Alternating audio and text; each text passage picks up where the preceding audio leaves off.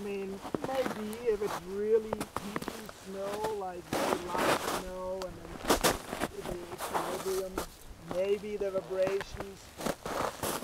Doubt it. I mean, I haven't experienced it. Is it possible?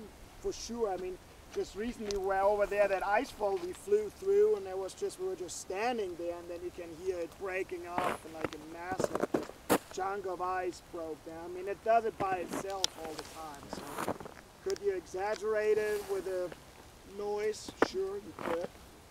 And also just yell out there and do something. Yeah. You How never deep know. is it here? How deep is this now? This one here is about 400, 500 feet, and then up there, that's going to be about 1,000 feet deep ice. Of course, if you go to the edge, it's going to be less. It's a U-shaped valley, so more here in the center. But even there, you can see that's all ice. Like the gravel we see there, that's just sitting on top. It just came off the mountains there. That's it. Yeah.